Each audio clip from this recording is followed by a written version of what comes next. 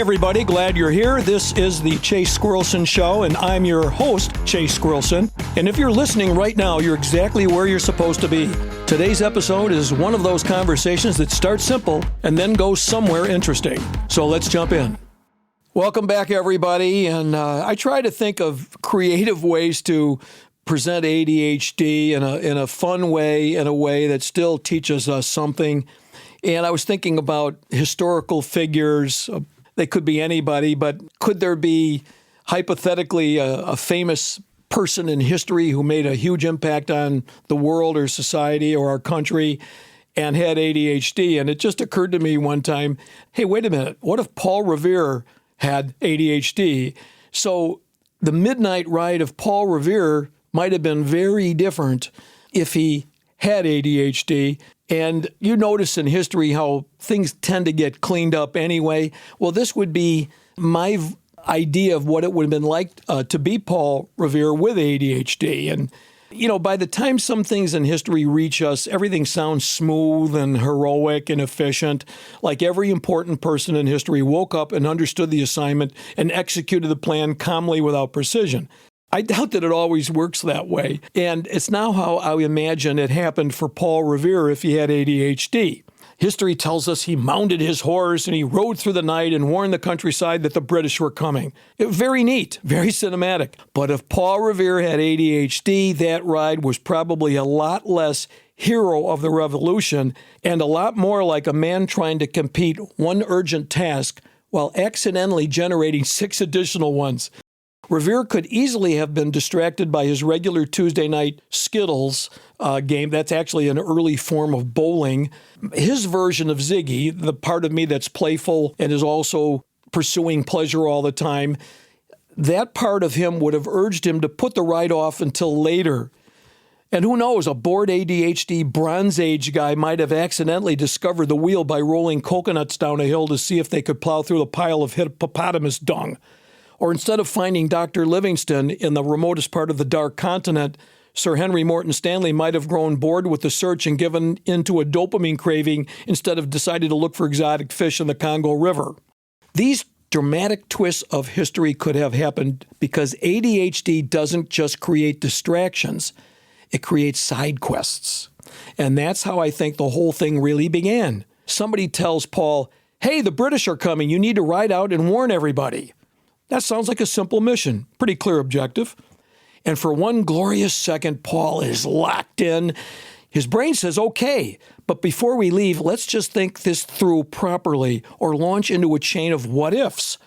Because he's not warning people now. He's evaluating the warning system itself. He's like, all right, lanterns in the church tower, 1 if by land, 2 if by sea. Good system, elegant system. But what if there's fog? What if someone miscounts? What if a guy missees 1 lantern, panics, tells half the town, then another guy sees 2, and now we've created contradictory British information? Do we have backup lantern protocol? Should there be shapes? Is anyone writing this down? Nobody asked for this.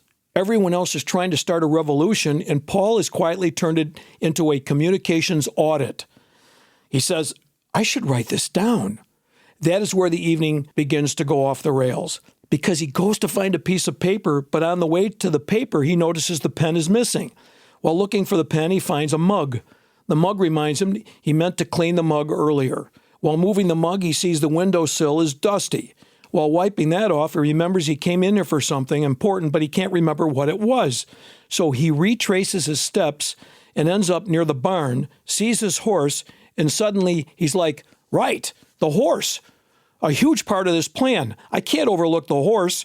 And now instead of leaving immediately, Paul Revere is in the barn at midnight trying to build emotional trust with his horse. Because in his mind, this isn't just transportation, it's a partnership. So he's standing there like, listen, I don't want to feel transactional. I want this to feel collaborative. I need you, Mr. Horse, to know that I see you. And the horse is like, I was asleep. But Paul's committed now. He's petting its neck, explaining the stakes of this ride, maybe apologizing in advance for the tone of the evening. At some point, this has become less of a midnight ride and more like a pre-battle team-building retreat. And then, just as he's finally ready to go, he freezes. Did I lock the door?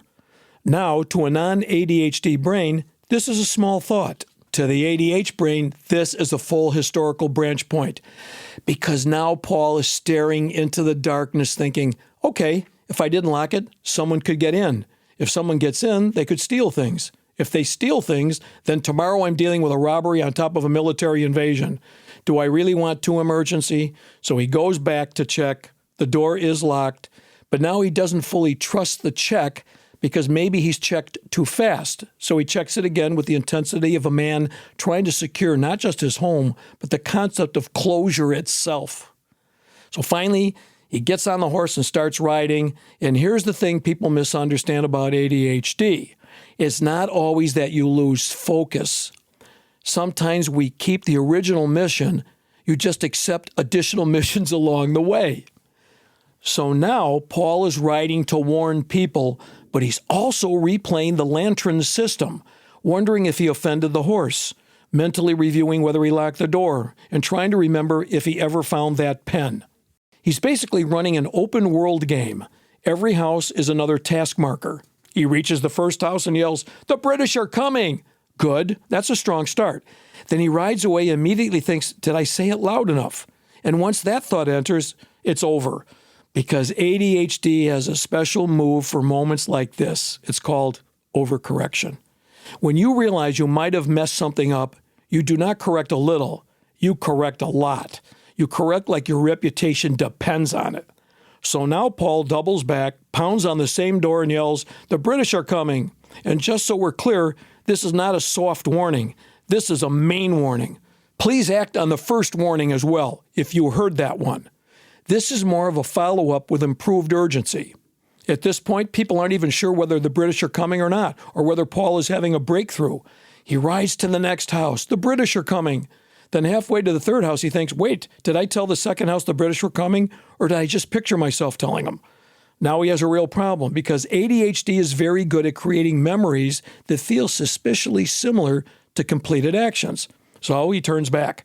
Now this ride has become part warning system, part quality control loop. Sometimes houses are getting warned twice. One house somehow gets skipped entirely. Another house gets the warning, an apology, and a brief sidebar about candle safety. Because Paul notices a curtain hanging too close to a flame, and he can't, in good conscience, leave that unaddressed during wartime. At one stop, he's not even just warning people anymore. He's coaching them. The British are coming. Also, you may want to wake your brother with a calmer tone than this. He seems high-strung, and if you're packing supplies, maybe group them by function. It'll help later. He's not just a messenger now. He's become a full emergency life coach. And somehow, weirdly, this is the part where it starts working. Because once the urgency fully takes over, the scattered energy begins to align. This is another thing people miss. ADHD isn't always the absence of focus. Sometimes it's just an overload of it. The mind is tracking too much at once. Every possibility, every failure point, every loose thread, every emotional variable, and it looks chaotic from the outside because it is chaotic on the inside. But in moments of real urgency, all that noise can suddenly line up. And when it does, it's powerful. That's the version of Paul Revere I love imagining. Not a flawless historical statue on a horseback. A guy whose mind is firing in 12 directions at once, who overthinks the plan, worries about everything, circles back, improvises constantly, but he still gets the job done. Not because he was perfectly organized, but he cared enough to keep returning to the mission. That's the part history usually edits out. The loop, the friction, the second guessing, the accidental detours. The fact that sometimes doing something important doesn't look efficient. It looks messy, loud, nonlinear, and weirdly overcommitted. But that doesn't make it less heroic. If anything, it makes it more heroic, because freedom probably wasn't delivered by a man moving through the night like a perfectly sharpened arrow. It may have been delivered by a man on a horse thinking, the British are coming. Did I lock the door? Did I already warn this house? Why is the horse being emotionally distant? No, stay on target. Wait, was that 2 lanterns or am I remembering yesterday? And somehow through all of that, he still did it. Honestly, if Paul Revere were around today, he wouldn't even do the ride. He'd start a group chat called Urgent British. He'd type 3 paragraphs. He'd delete 2. He'd rewrite the first one to sound less intense. He'd accidentally send it to the wrong chat room. He would call someone instead, hang up by mistake, call back, forget why he called. Then remember in a burst of panic and yell, "The British are coming!" so loudly into the phone that now everybody knows, nobody knows how they know, and history still gives him credit. Which, to be fair, it should. Because maybe the real lesson in this, important things are not always accomplished by people who move in straight lines. Sometimes they're accomplished by people who zigzag, double back, overthink, improvise, and keep going anyway. And maybe that still counts as courage, and maybe it even counts more. In thinking about the famous poem, The Midnight Ride of Paul Revere, I decided to write one that's a more slightly honest poem about what it would have been like if Paul had ADHD. Listen, my children, and you shall hear of the midnight ride that was less than clear, of Paul Revere who meant to be a model of calm efficiency. He had a mission, crisp and bright, to warn the towns by riding that night. But first, of course, his mind said, wait, let's overanalyze before it's too late. 1 lantern? 2? But what if there's haze? What if the signal is lost in the blaze? Of human error or poor design, or someone bad at counting signs. He went for the paper to write things down, then wandered halfway across the town. Of his own house till the horse appeared, slightly confused, but volunteer-eared. Now listen, Paul said, before we depart, I need your trust, not just your heart. I don't want to feel very one-sided. I want this ride to feel like we're both decided. The horse said nothing, which felt complex. Paul took that personally for several more checks. Then back he ran, the door and the lock, and tested it twice in focused shock. At last he rode through the moonlit spread, with 10 loud thoughts all racing ahead.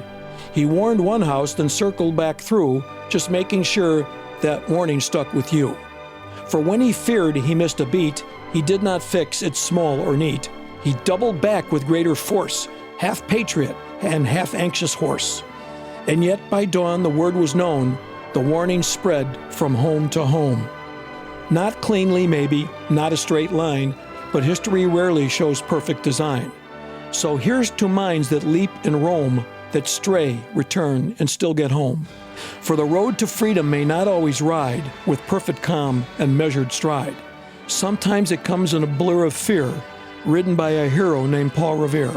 And somewhere mid-ride, Paul likely said, now why did I leave? Oh, the redcoats ahead. And now finally finished, and his home in his bed, 1,000 new ideas danced in his head. And if you lived with ADHD, maybe that's the part worth remembering. Yes, it can be hard. Yes, it can be exhausting. Yes, it can make ordinary life feel harder than it looks for everybody else. But it can also mean you care deeply. You notice things other people miss. You bring energy, creativity, urgency, passion, humor, and heart into situations that might otherwise stay flat and lifeless. It's not always graceful. It's not always convenient, but it is human and it is real, and sometimes it is beautiful. So maybe the goal was never to move through life like a machine. Maybe the goal is to move through like it's yourself. Scattered sometimes, brilliant sometimes, overwhelmed sometimes, but fully alive. And if you still carry the message through the night, even in your own strange way, that counts. That absolutely counts. If this episode hit home, don't keep it to yourself. Send it to someone who'd get it. You can follow the show so you don't miss the next conversation. And if you feel like it, a quick rating helps the show a great deal.